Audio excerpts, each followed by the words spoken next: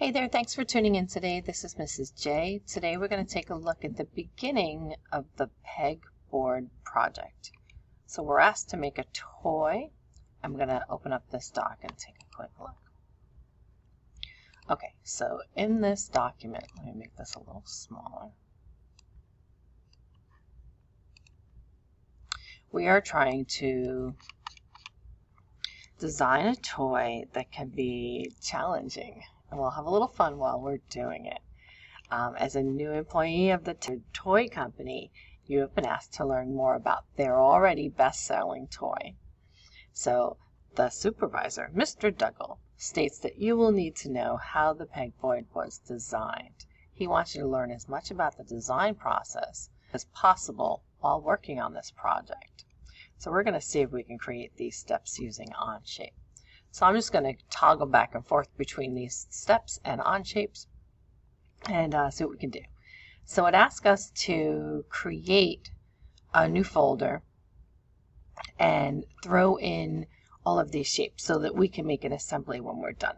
So we're going to do Pegboard toy, excuse me, and then we're going to make the round peg. So here we go. We're going to follow these steps exactly. Alright, so I'm going to slide mine over to another screen and just give you Onshape for now. So I log into Onshape and I want to, let's get in a new folder. So let's get into our IED folder. And we have a couple of assemblies. You probably have one assembly and you may have something set up now, right? So let's make a new folder. I'm going to do create folder Pegboard. I'm going to call mine video because that's what I'm making this for. You can call it whatever you like. And then you're going to go in that folder. So double click in that folder. And then inside that folder, let's create a new document. So we're going to create a document. We're going to call this one Pegboard toy. So I did a new document, Pegboard toy, and I'm inside my Pegboard folder. So I gave it two sort of separate names, right? So I'm not confused. If you get this message, just refresh, hit the underline statement, and it should work.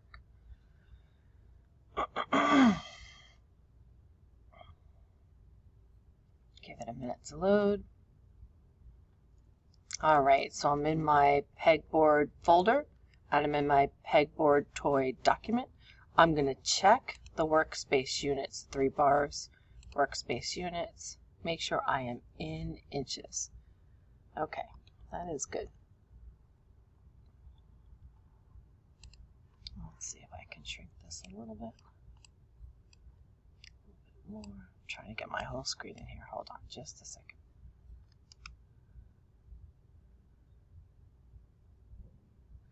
Okay, so if you come down to the bottom here, it says Part Studio 1. That's the actual name of this part. So we're just going to throw all our parts in here. If you come down to Part Studio and right-click, it says Rename. So let's do that. And I'm going to call this the round peg. I'm going to hit Enter. So now I can see where I can make my assembly later, and I have round peg now. I'm not sure if that's showing in your video. So it said Part Studio, and I right-clicked, and I changed it. I did rename. I changed it to round peg. Okay, so we're going to do that for each of our parts, and then we can assemble them all at once. We'll know where they are. So let's close Workspace Units, get a new sketch, left-click. I want to work on the top plane. Let me just double-check the instructions. Click on the top. I'm going to hide top, front, and right. I'm going to click top over on my view cube on the right side, scroll out, choose the circle tool over on the left, click on the origin, and drag. So it should be 1 inch diameter. When I left click, see how that box came around that 2 there? Now I can change it to what I want. I press 1, enter. If it didn't let you type or you got out of the tool, hit escape. You can use the dimension tool and click on the outside and make it 1. Doesn't matter out or in, as long as it says diameter. See that circle with the line through it? That means diameter. So it's 1 inch diameter, and we want to make this 3 inches long. So I'm going to rotate it by right-clicking. I like to see the extrusion happen. On the top left, extrude or Shift E on your keyboard. And we're going to change this depth in the dialog box to 3. We don't have to type in inches because it defaulted after we checked our units. Click the green check mark. Come over to the right side of your screen and hit isometric. So that's the direction yours is going to stay. So I'm going to come over here and click on the appearance panel. I'm going to click on it again at the top right, and I'm going to left click and choose a color. Feel free to play with your colors here. Enjoy this. Make them different colors. Do not use the base color, and don't say your color doesn't work. You need to practice that. I pick any color. I can get custom colors. You can totally get creative with this, and I'm going to click the green check mark. Close this appearance panel. Okay, that's done. Following along with the instructions, we'll bring them back in for a second. So we finished this part here. We finished the round peg. So now we're going to do this guy. So create square peg. I'm going to follow these instructions.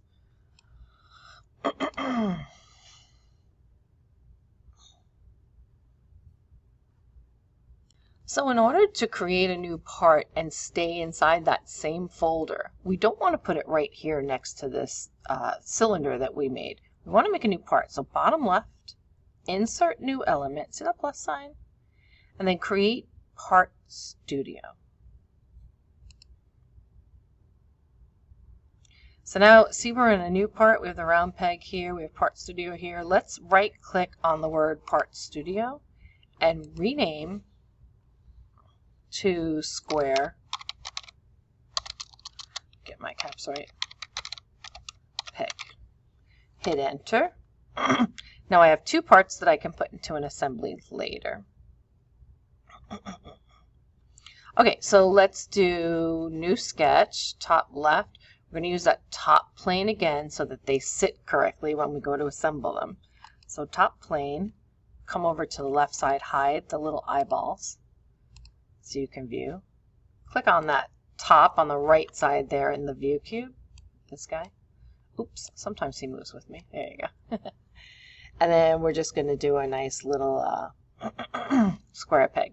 So let's use the corner rectangle, top left, right next to the circle. Left click it, get on the origin, drag it to the left, and sometimes you can actually drag it perfectly, but I can't even try. So left click, and then when the boxes are highlighted like that, see how there's a square around the 3.422? I'm going to type in 1, enter, and then it switches to the other side. 1, enter. So that's all you have to do there. If you happen to miss that and the boxes didn't populate, take a look at this. Your alternative is to come up to the top, hit escape on your keyboard, so you don't have another rectangle, hit that dimension tool, and just pick any 2 sides and type in 1. Any 2 sides, right? They should be adjacent. Okay, so escape on your keyboard. I'm going to right click and rotate a little bit so I can see. And then we're going to top left, extrude, and that would be 3 inches. Hit the green check mark. I typed 3 in the dialog box. And come over here and hit isometric. Scroll out. Come over to the right side, hit appearance panel, and then top right, appearance panel. And let's left click. You have to left click away from the object, so up and above. See where my mouse went? And then across. You could also do it individually by clicking on each panel and make it multicolor, but that would take long in the video. So I'm going to pick a nice blue color. They have theirs orange, but I think I like blue. Well, no, I better make it match the instructions, huh? It's kind of reddish. Orange? You look orange. Okay, click the green check mark. Again, use your own colors. Have fun with this. Take a little artistic leeway there. All right, we have a round peg. Bottom left click. We have a square peg. Middle click, and we don't have an assembly yet, but it's not time. Okay, so here comes the next one. Create the pegboard. We're going to dimension the pegboard as follows. So we need to be able to read these schematics. It says 3 1/4 inch height, 5 3/4 inch width, and 3 inch depth. So we have to figure that out. The only thing it really doesn't show us on this schematic is the 3 1/4 inch height. We have 3 inch depth. We have 5 3/4 inch width, but it doesn't show you anywhere that 3/4 inch height. So you had to have read this. And that's how much it would extrude. See down there how much it would extrude. So the holes have to accept the round and square pegs you design. So if you made any changes, then make sure that these match, right? If you're going to 3D print any of this, you need a little bit of room for tolerance, but we can do that in the 3D printer software. Okay, so both holes should be centered both vertically, so going across, and horizontally with the base, so they're right in their own centers. All right, let me walk you through this. Hopefully that shows on my video, I don't know. All right, so we're going to do a new part. Bottom left, new part, create part studio. And we're going to actually work on, I think, the top plane again. Yeah, because this one needs to lay flat so the pegs can go in it. So new sketch, top plane, come over to the left, hide the eyeballs. If I'm going too fast, pause and go back. All right, so I'm in my new sketch. I'm going to come over to the right here, and I'm going to click my top view so it's in front of me. I'm going to use a rectangle tool on the top left. We're going to hit the origin and click over, just drag diagonally to the top right there. And now I'm going to enter my, how wide I want it to be. So 5.75 for that bottom piece. And then 3 inches for that side piece. And I'm just following that schematic that we had. All right. So I'm trying to recreate exactly this. 5.75 by 3. I'm going to throw a circle and a square on there. Should be nice and easy. So circle tool, top left. Scroll this in a little bit so you can see. Oops. Forgive me. I'm on the top. I'm trying to drag this over. Okay. Circle tool on the top left. We're just going to click anywhere. We're going to drag, click again, and we have to make that 1 inch. So if you weren't able to do it when you first entered it, you can use the dimension tool up here. Click escape on my keyboard. And then what do I have going on there? Oh, it's my sketch. Okay. And it's okay if you're outside of your sketch box. It doesn't matter at all. So let's see. We're going to use the dimension tool on the top in the center there. It might not be in the center if you have like expanded or contracted your screen. So it moves around, but you're looking for that dimension. And I want to do 2 little tricky things here. Let me move this out of the way. Go there. I'm going to click the center of my circle. And I'm going to click the top of the rectangle. And that gives me the arrow in between the center and the top.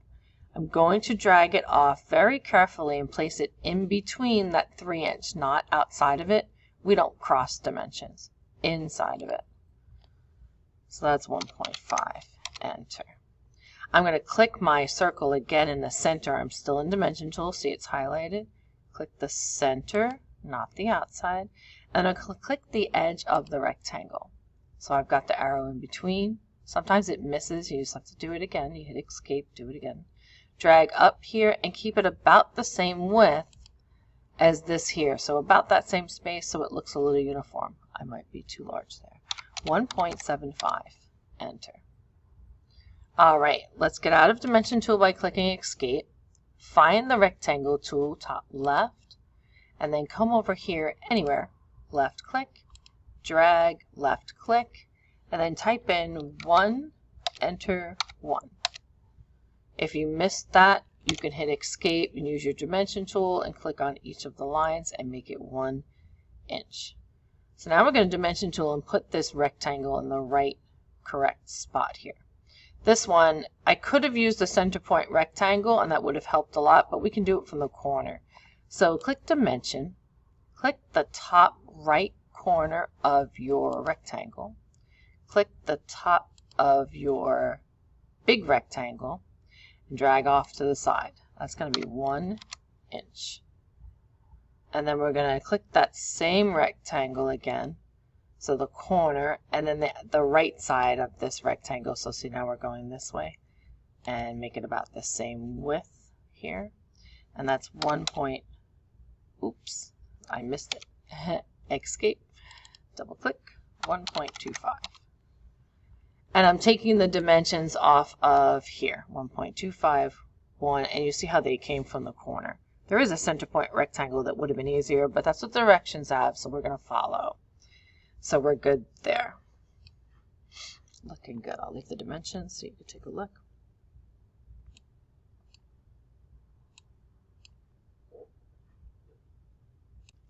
Okay, so our last step is to extrude the pegboard.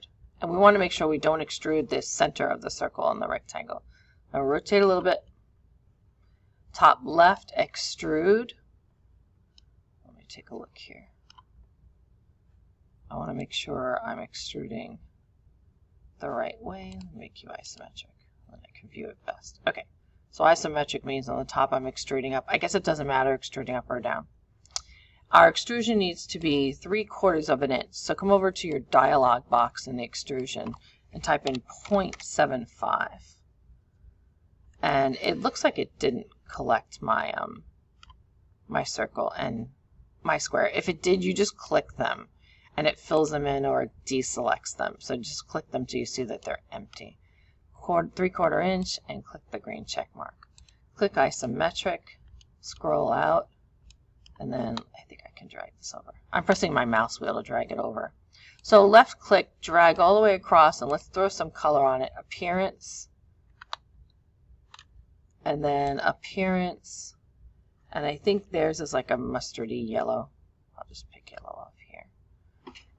Right, green check mark. Close appearance, and now we have a round peg, a square peg, and we have the pegboard. So let's click on this Part Studio down here, right click, rename, and call it Pegboard, because that's the actual toy, right?